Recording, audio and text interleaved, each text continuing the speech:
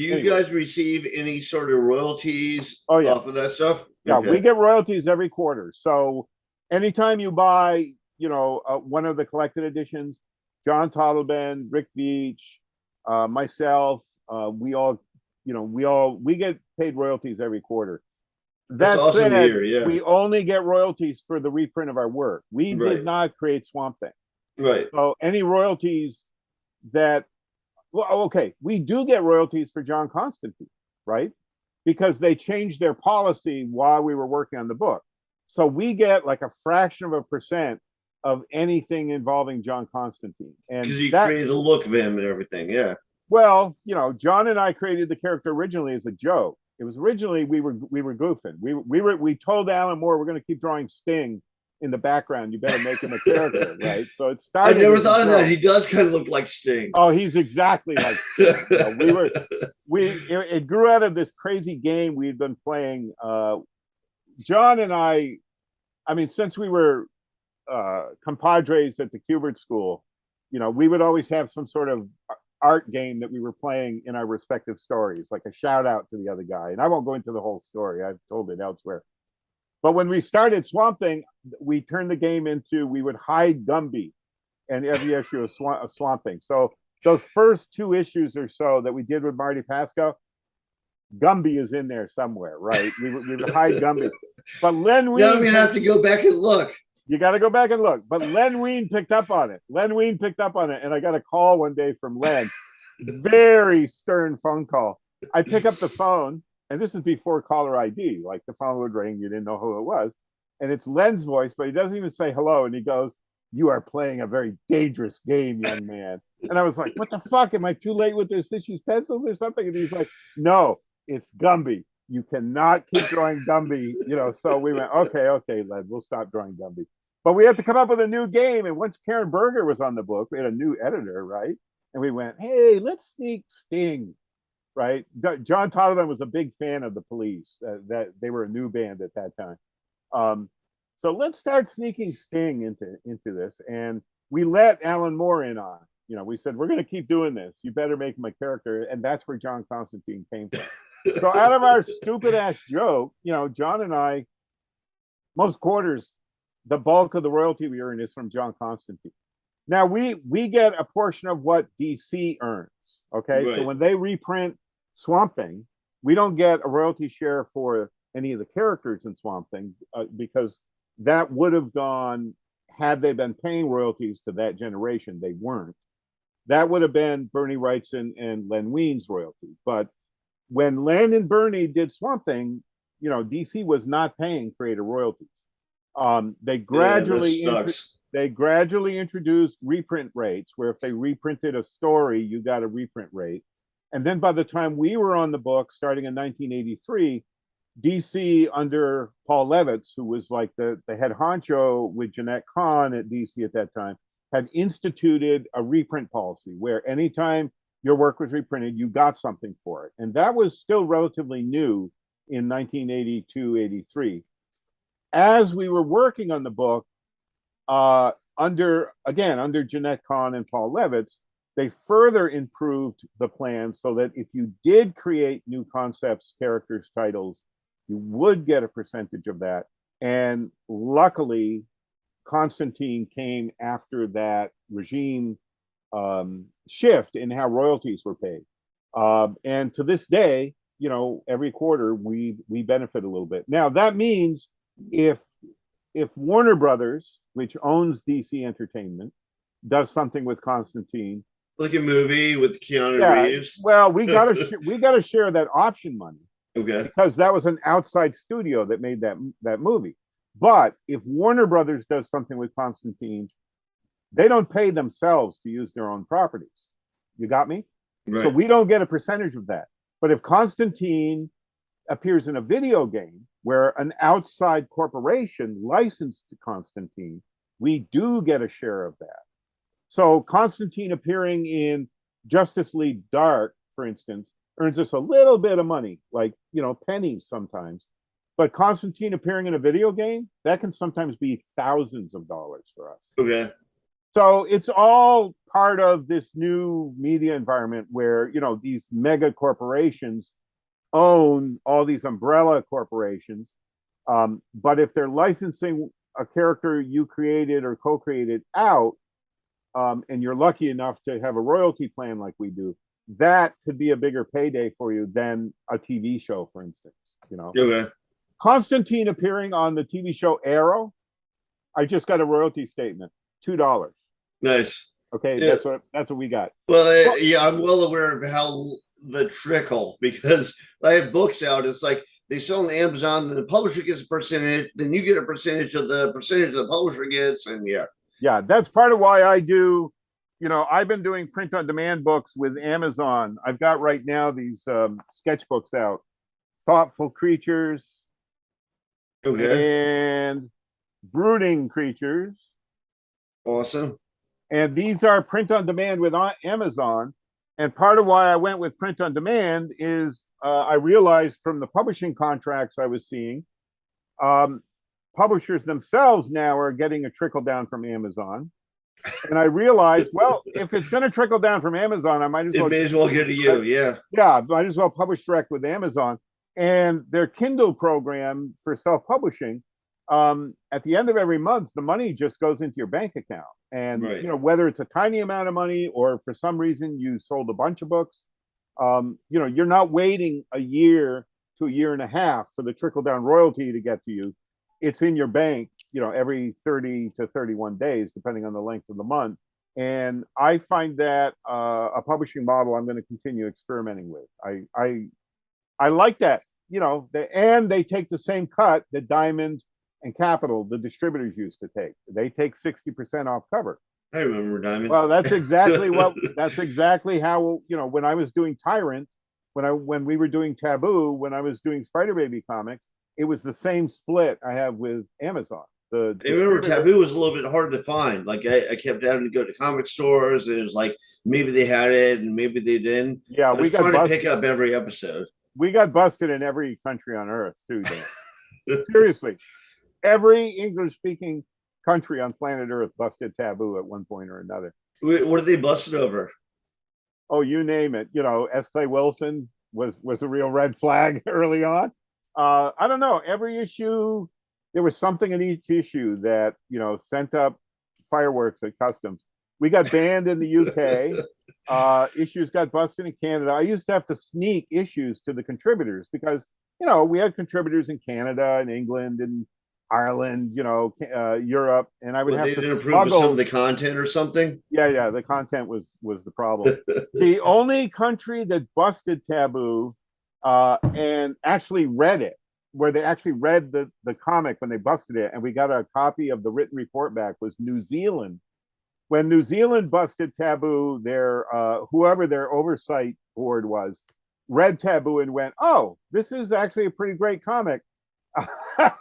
And it labels itself for adults only, and there's an introduction to every story. This is very responsibly packaged, and they allowed it into the country. So that was kind of the problem with finding it, because yeah. I remember we had a local comic shop in Gainesville, Florida, and I go there. I'm like, "Do you have Taboo?" They're like, well, I didn't. It's supposed to come in, but it didn't come in." Well, Gainesville, Florida, you know. What can I say? Florida. Right? What can I say? There were a lot of, at the time we were doing Taboo, there were a lot of comic shops being busted. You know, and that's when the Comic Book Legal Defense Fund started up. In fact, I contributed. I remember that too. I contributed artwork to the first ever art portfolio that ended up being the seed for the Comic Book Legal Defense Fund. And that was all during Taboo's run. So there were a lot of retailers who were afraid to carry Taboo. You know, those same retailers were the ones that would have been afraid to carry Faust. Right. Remember Faust? You know, of course, I had all the early issues. You got it. You know, so and I remember getting in arguments with like Diamond Comics. Diamond at one point they carried Taboo, but they were going to move it into their adults only catalog. Right. And I objected to that. I said, no, it is an adult only comic, but if you move it to that catalog primarily sells sexually explicit comics, and Taboo is not about that, right? Right. And I won the argument because Marvel, that very same month that I was having this argument with Diamond, remember the Epic line at Yeah. Marvel Comics? Yeah. Okay. So they began publishing those Clive Barker comics, and they had a Clive Barker comic. It wasn't one of the Hellraiser comics. It was one of the other ones. So I don't know, Cabal or Nightbreed. I think it was Nightbreed. I think And they Cabal's had a story and Nightbreed was the movie. right, but they continued Nightbreed as a comic series briefly at Epic, and they had a page where a man was hanging, and as he died, he came, and the Nightbreed were like it's very Clive Barker. yeah, and the Nightbreed were like capturing drops of semen in a cup, right? Right. And I remember that coming out that month, and because I tried to read all the horror comics, I had read that, and I said, so are you putting Nightbreed in the adults only catalog? And they were like, what are you talking about? And I said, well, if you look at issue number so and so, page number so and so, I am looking at a page in which a man's semen is, spilling from him as he dies, and they're collecting it in a cup. And they went, what? And I was like, yeah, that's in a Marvel comic right now, right? And that's how I won the argument. They kept Taboo in the regular catalog. Thanks to that sequence in that Clive Barker epic comic. Well, I remember you gotta be clever when you fight these battles, Dan. No, that wasn't clever. That was a clever twist. Yeah. I remember like right around when I really started getting into stuff, the comics code was still a big thing. And you had to go to comic shops to get stuff like Watchmen, Dark Knight, and stuff like that. Did that interfere with you guys a lot? Well, actually, we're the ones that lost the comics code at DC. Swamp Thing number 29 was the issue that lost the code. It's the one with the double page spread where Matt Cable is holding Abby. He's got both her arms, and you see the spider-like silhouette of Arcane in the background, and they're surrounded by the Walking Dead, who are all the people that work at the insurance company with Matt. They're all dead.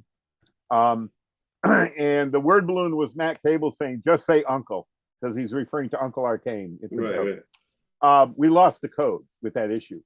Now, that was 1984. And I won't go into the whole story. I've told it elsewhere. But, it was a big shitstorm up at DC for at least a week or two that we lost the code. And there wasn't time to rewrite it and redraw it, right? The book was so late for the printer. We were always right under the gun.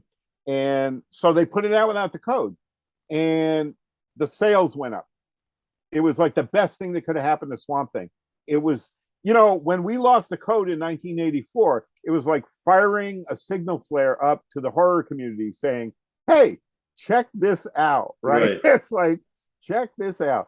And as a result, our sales really began to go up on Swamp Thing. We never were told sales numbers. We never were given accurate sales numbers. We were just told that the sales had gone up. Is the code still around? Huh? Is the code still around? Well, long story short, the code began to dwindle in impact starting right then. And I also have to say, it's not just us. DC also had a couple of other comics they had put out that had lost the code. And then when they began doing like Camelot 3000, and then a little later, Ronin, Dark Knight Returns, which I also have, all like you say, you had to go to the comic shops to buy those because they were not available on the newsstand, because the newsstand would only carry code approved comics. Now, we only did one more issue of Swamp Thing with the code seal of approval on it, which was Swamp Thing number 30. And then after that, DC stopped submitting Swamp Thing to the code, and we became one of the mature readers books but they didn't call it mature readers. They didn't want to tag it. They called it sophisticated suspense. Remember it used to say that over the title? Oh yeah. Okay, so and that became Swamp Thing. We were the first. Animal Man, Hellraiser. Once they launched Hellraiser, the Hellblazer, John Constantine, and Sandman. Okay, those were all sophisticated suspense. That became the seed for the Vertigo comics line. Gradually what happened is other comic book publishers began to pay less and less attention to the code. And I've got somewhere in my collection, who was the nasty Spider-Man villain other than Venom. There was another like alien costume. Carnage, I think. Carnage. Marvel did a one-shot Carnage comic that I believe Sam Keith did the artwork for. I could be wrong, but I think I love his art too. Yeah. Artwork. And it had the code seal of approval on it, but it was incredibly gory and over the top. Like it had like bodies ripped open and piles of intestines, like shit we never did on Swamp Thing. And it somehow got the code seal of approval. And I remember a number of comic retailers at that time really going up in arms, like, this is a code approved comic, you know, like we don't want to sell this to our younger customers. Then the code began to shrink.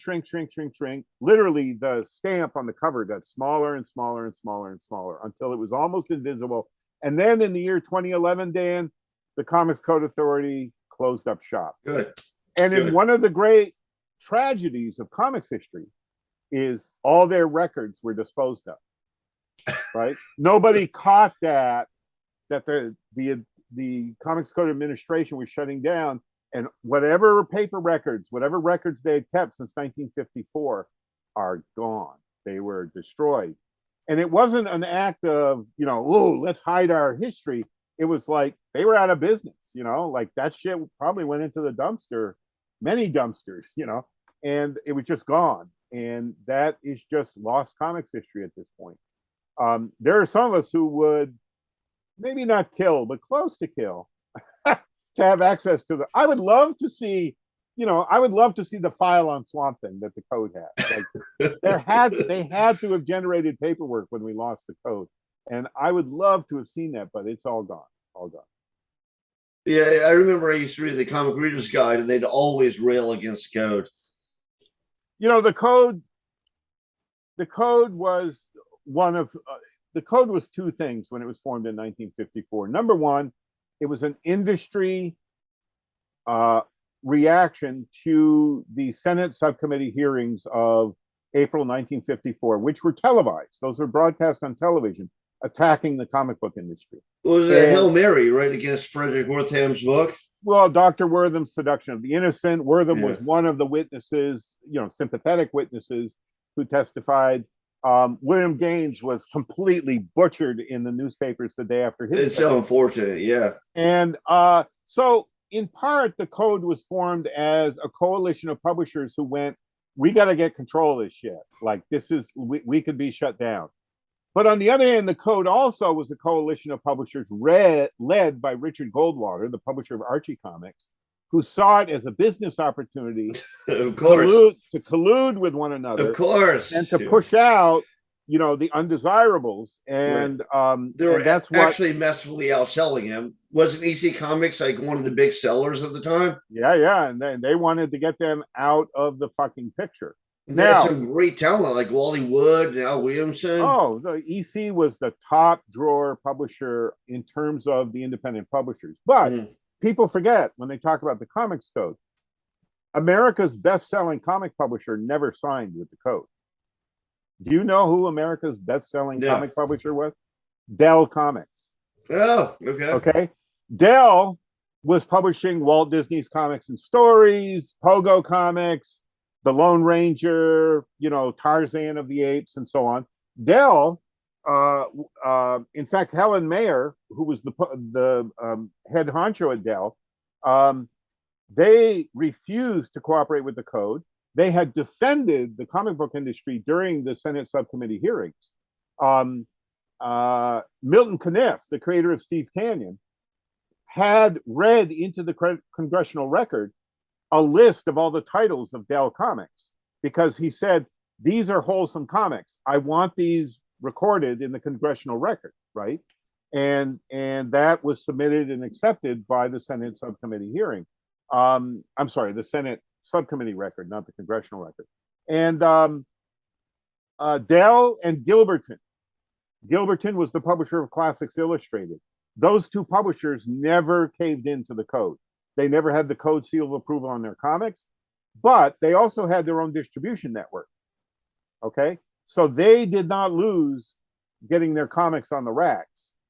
But a publisher, an independent publisher like EC, William Gaines, they were fucked.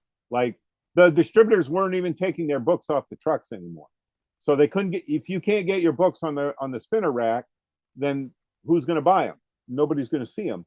And that's why William Gaines threw in the towel finally and went, I'm done. No more 4-color comics. I'm just doing Mad magazine. Right. And because Mad was a magazine, it wasn't a 4-color comic, they did not have to submit Mad to the Comics Code Authority.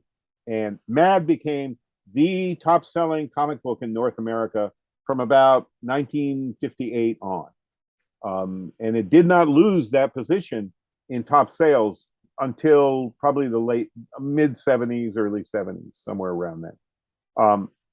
Mad was the #1 selling comic in North America throughout the 1960s. Nothing outsold it, not even Walt Disney's Comics and Stories, because they began to lose readers when Dell and Western, which became Gold Key Comics, split. But I won't go into that. You can tell I teach comics history, can't you? I know all this crazy shit, and I used to talk about it in my classroom. So have all the Archie comics and the kind of like young adult oriented comics, have they kind of faded in the whole era of the Dark Knight and Watchmen, like that? No. Archie is probably still, if not one of the best selling comic publishers in North America.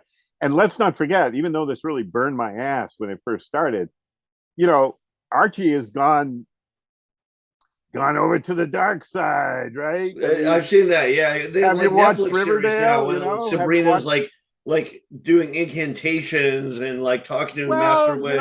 It's like once Richard Goldwater was gone, the former publisher and head of Archie Comics, once one of his heirs took over, they saw the writing on the wall. And I'm friends with artists like Robert Hack, who does terrific work for Archie on the Sabrina comic and so on. In fact, Robert did the artwork for the title sequence of the TV series for Sabrina that was streaming over the past couple of years. They've changed their tune completely. I mean, Archie has come of age, and once I got over my initial hissy fit, fuck, they're doing horror comics. These are the fuckers that destroyed horror comics. And I started reading it. It's like, wow, these are pretty cool. What's all the money trail? You got to follow the money trail. Well, the money trail, but also I'm a pop culture addict. So, right. I go with the roll of the times. I'm not one of these people that hate contemporary horror movies. I fucking love contemporary horror movies, and I'm still a fan. I love making the work, and I'm still as productive as ever. But I'm also, I'm still a fanboy, and I love checking out all of it. And it's not that I'm 100% behind everything that's done with the genre, but I follow the genre where it goes. I'm not looking for it to be something it's supposed to be to me.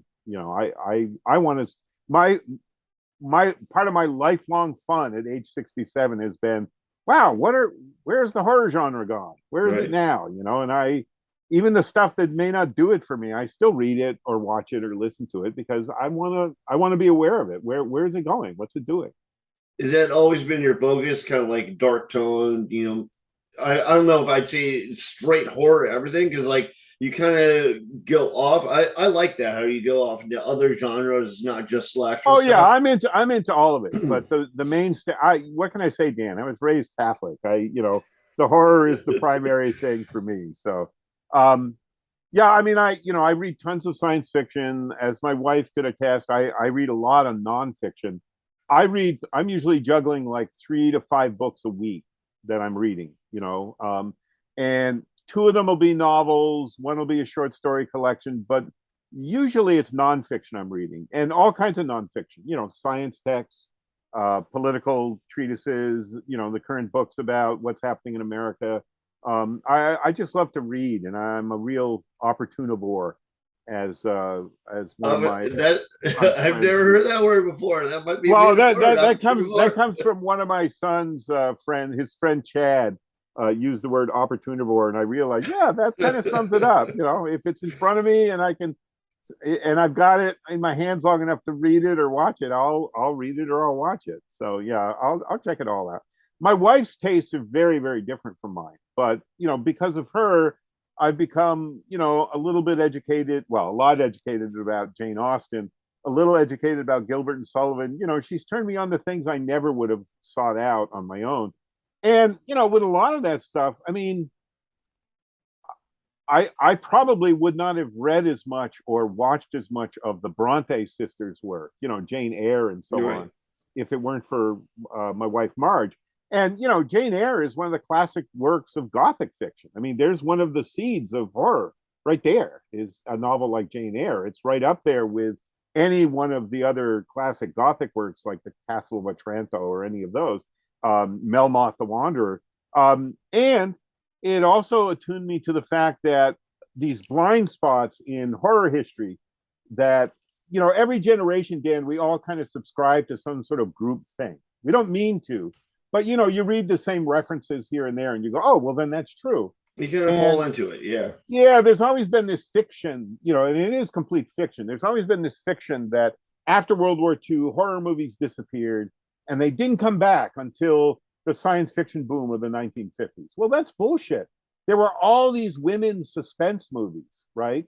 Like The Spiral Staircase and Jane Eyre, and a lot of them are Gothics. And because they weren't covered, because they didn't have a monster in them, the Wolfman's not in them, they were ignored. And yet during that whole period when in the casual history of the genre, it was always presumed, oh, horror kind of went away for 5 or 6 years. Bullshit, it didn't go away. And when you dig in further, and thankfully there's been a number of very excellent books about this, all those Universal horror movies from the 30s and 40s were bought up by an outfit called Real Art, one word, Realart. And they re-released them all to the theaters. So Ghost of Frankenstein, Son of Frankenstein, Frankenstein Meets the Wolfman, those were playing all through the late 40s. They kept putting them back in theaters because they'd still make money. So the horror never went away. It just changes into a new phase. Right now where the current catchphrase that I'm seeing these days, particularly among academics, Dan, and you may laugh at this, there's this term now called post-horror, right? Okay. And I'm like, what the fuck is post-horror, right? So I spent $150 on the current academic press book called Post-Horror. Well, all it means is horror movies that are making it into theaters right now, a lot of them released by A24, right? The distributor of Midsummer and films like that. And it really basically means horror movies that people that don't like horror movies like. Like they can admit, oh, It Follows was really good. Like they can finally admit, oh, this horror movie did it for me. So they're calling people get so technical with stuff. Like there's stuff, is that a horror movie with a little bit of sci-fi? So like it's a sci-fi movie. It's all genre to me, my friend. And to me, genre is language. To me, genre is like the difference between French, German, and Inuit. That's how genre functions. And I love when it cross-fertilizes, and all of it is horror to me. It's just a generation that rejected that wave of, Bush Cheney era we went through of torture movies. Those were vital films at the time, right? We were in a period of American history where for the first time, even though we had done it for decades, for the first time we were admitting as a nation, as a culture, that we were torturing people. And no surprise that horror movies went there, because that's what horror movies do. Horror movies, horror literature, horror music, it's a mirror. It's the dark mirror that gets held up. Yeah, it follows what's relevant. Yeah. Look at this shit. This is the shit that you're doing or that's happening that nobody wants to talk about. Nobody identifies it as a phase of the genre, but it's not a coincidence that right after 9/11, that one of the shockwaves that went through our pulp culture was suddenly we had all these novels, short stories, movies, TV shows about protagonists who had amnesia. They couldn't remember some horrible thing that had happened. And most of those narratives arrive at, the person with the amnesia is the one that did the horrible thing. Well, that's a pretty 9/11 scenario, right? We fuck with the entire world for generations. And finally, some faction of the third world hits our, Bit back, yeah. it hits back, and we're like, oh, what do we do? And it's like, well, Right. what do we do? Yeah, no, we have if a you're terrible not history cognizant fucking of with what everybody. Yeah. if you're not cognizant of what we did, then you're the same as Leonardo DiCaprio's character in Shutter Island, Right. who, tellingly, that movie was kind of the end of that. I'm talking about a series of films that were like The Machinist. Mhm. There was a whole procession of them, including a couple of films I worked on. One called Head Trauma that my friend Lance Weiler did, that my son Danny Bissette and I got to make this little chick track comic that's a prop in the movie. It's part of the movie. And all these movies had a similar narrative. And I know, because I know Lance Weiler and I knew the chronology of his film Head Trauma. Lance didn't make Head Trauma because he wanted to make something like these other movies. He had the idea for Head Trauma beforehand. He finally got the money and the time together to do it. But this is also how genre functions, is you'll suddenly see a number of works bubble up that are very similar to one another. And it's not because they're copying necessarily one another. It's just that's what's in the zeitgeist at the time. And so yeah, I noticed that like maybe something is in the current trend. So it might have, it might have been written, 2 years ago, but they're like, right now it's popular, so we're going to put it out now. Well, and it may also be it's out now, not because it's popular, but because finally all the shit came together to get it out there. And it so happens 5 other creative teams were doing the same sort of thing, and they all hit at the same time. This is how the pop culture always works. It's very unusual that you'll get an eruption of a singular work. And we've seen it in our lifetime, Dan. Night of the Living Dead came out of fucking nowhere in 1968, right? It didn't even come out of Hollywood. It came out of Pittsburgh, an ad agency group of filmmakers, Latent Image, George Romero and John Rousseau and Ron Streiner and their partners, made this independent movie that changed everything. For 5 years, David Lynch was in this fucking barn in California making this fucked up thing called Eraserhead. But then it's also a great movie. Yeah. Not only a great movie, it came out in 1977, and it's like, it changed everything. It changed everything. These crazy, university students in Texas get together and make this fucked up thing called the Texas Chainsaw Massacre. And it finally comes out. Another great movie. Yeah. And, so those are the kind of blips we can identify where we go, wow, that's original. Like, okay, I can recognize predecessors, but Night of the Living Dead was an original creation in 1968. Yes, it's their version of I Am Legend, or at least George Romero says it's he was thinking of Richard Matheson's I Am Legend from 1953, a novel. But I've read the book and I've seen all 3 incarnations of it on the silver screen. I wouldn't say it's the same as Texas Chainsaw Massacre at all. Oh, no. I'm talking about Night of the Living Dead. Oh, Night of the Living Dead. Right? I wouldn't say, well, I guess George Romero, in his earliest interviews, said, I was coming from I Am Legend. Like, he put it right out there. Yeah. But, it's not a vampire movie. They didn't want to do a vampire movie. And they did something with The Walking Dead nobody had ever done before, right? There had not been a Walking Dead movie where the zombies ate people like that. That hadn't happened. The Walking Dead were like, in Haiti or in the Caribbean, and they were, mindless, and you fed them salt, that was a new thing when it happened. But in most of our culture, when these waves go through a genre, like post 9/11, there are 2 waves I immediately recognize. One of them where it was these amnesia movies, right? And I'll chart it from The Machinist with Christian Bale up to Shutter Island. Up to Shutter Island, right? With Leonardo DiCaprio. And the other wave would be the movies that came out of the wave that Mel Gibson's The Passion of the Christ initiated, which were the torture movies. And everybody forgets that the one that made all the money, and it was a horror movie, was The Passion of the Christ. That was fucking 2 hours of on-screen torture. Relentless, graphic, on-screen torture that Christians bust their kids to, right? Right. And everybody goes, oh, Saw, Hostel. And I'm like, fuck no, The Passion of the Christ. I mean, that's why movies like Saw and Hostel could get an R rating now, because the filmmakers could go, well, Mel got an R, And look how gory his movie is. And it did change how the MPAA was looking at this stuff.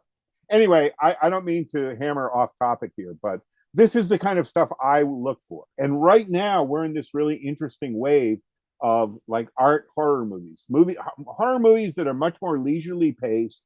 I used to call them trance films. They're kind of movies that hypnotize you, put you in a trance, and you're willing to go with a slower pace. But at the same time, we get Halloween Kills, which is wall to wall Michael Myers dispatching as many people as possible on screen, and I had fun with that too. So. But the ones that have like a more complex and awesome story tend to be the ones that really resonate and grab the readers. And I wouldn't say critical success, because often the critics will pick stuff you're like, how the fuck did that make it in there? But just like the stuff that's more like well planned and thought out. Well, in one way, but in another way, I could also say we used to use the word pretentious for something like that. Okay. It's like there's a fine line there. There's a fine line there. I'll give you an example. I mean, and I enjoy all these movies. I'm not pissing on these movies, but Hereditary, I went and saw Hereditary, and there are things I loved in that movie. But when it got to the point where they began to tip their hand, I knew exactly where it was going, and that's exactly where it went. And it was the same place that drive-in movies like The Brotherhood of Satan went back in 1971. Same story, same plot device. Now, that didn't ruin the movie for me, but it also makes it kind of amusing for me when I read all these in-depth academic analysis of Hereditary, and I'm thinking, yeah, but what about The Brotherhood of Satan? Some of these things are repackaging of older ideas. I really loved the film Annihilation. I was lucky in that it barely played theaters, but it did play for a week in a theater in driving distance of me. So I drove right to it. Okay, I didn't see that movie. I went and saw it I went back the next day. That's how much I liked it. But I watched it and I was like, wow, this is a really good version of H.P. Lovecraft's Color Out of Space, right? The whole premise, Dan, is there's this zone that anyone who goes into never comes out, and the military is sending in a team because they're still trying to figure out. I think I did see that movie, yeah. Okay, they're still trying to figure out like what's going on in that zone, right? Right. And they go in, and it's like all the vegetation is kind of mutating and taking over all. I did see that, yeah. That's the Color Out of Space, right? The whole premise of Color Out of Space from 1928, I think, is that story was originally published, is a farm in Massachusetts begins to suffer with these afflictions because a meteorite that crashed has tainted the water supply, and fungus and vegetation is taking over everything. Like this alien spore is taking over everything. That's Annihilation. That's, bare bones. That's the same story. Now, I guess I didn't even think that I'm a huge Lovecraft fan. There you go. I mean, a lot of these current films come out, and I recognize the source material. There's two films. I don't remember the titles off the top of my head, but there were two films I saw over the last year that I had to watch on disc that I really loved. I really enjoyed both of them. But they're basically William Hope Hodgson's short story that was adapted into Matango. The whole plot is there's this remote area, there's this fungus, and if you eat of it, it consumes you. You become the fungus, right? Now, two of these recent post-horror films, that's the story, right? Remote region, people begin to like hallucinate, have delusions, their skin begins to break out. It's the fungus. The fungus is taking them over. That goes back to William Hope Hodgson, late 1800s, early 1900s fiction. A Voice in the Night is the name of the short story. And the version you and I grew up with was Attack of the Mushroom People, Matango, the Japanese movie. My point is, I guess it'd also be the Creep Show episode with Stephen King. Yeah. With the green, taking over everything. Yeah, that's damn Jody. Yeah. That's Stephen King's parody, if you will, of the Color Out of Space. Okay. Right down to the meteorite, meteor shit, Stephen King said. Yeah. Playing the character Jody Verrill. So that doesn't mean I don't enjoy the new version of it, but it does mean part of the fun of being a 67-year-old horror junkie is it's kind of cool to see all these stories come back and get a new life. Right. It just Did you see the one with Nicolas Cage, the Color Out of Space movie? Oh, that was terrific. Yeah, Richard Yeah. Stanley's adaptation. That was terrific. That was Yeah, I terrific. like that one. That was one of the best Lovecraft films I've ever seen that presented itself as a Lovecraft movie. Yeah. But I have to say, if a gun was put to my head, Annihilation is probably the better film in a lot of ways, right? Annihilation. It does feel really like great. a little bit like they kind of tightened up the corners. You know, the Nicolas Cage. Well, it's these stories go through new generations of creators, and True. some creators, much like we tried to do with Swamp Thing. Okay, I mean, all the stuff we did in Swamp Thing was old shit that we were regurgitating and telling in our own way. So I thought it was very, very well done. I'm conscious of my own role in this cycle, and it's part of why I have this love for genre. Is like you get to play in these sandboxes, you know. Forgive the metaphor, but you know, it's like there is no post horror, right? There are no new sandboxes, but sometimes people love their titles. Well, sure, people are trying to tag things, and Yeah. I get it. But at the same time, if you're doing that and you're not recognizing the precursors, then you're failing as an academic, in my mind, right? You're supposed to be a more sophisticated reader of these more sophisticated works. And if all you're showing me is you're only reading other academic texts, I'm not impressed.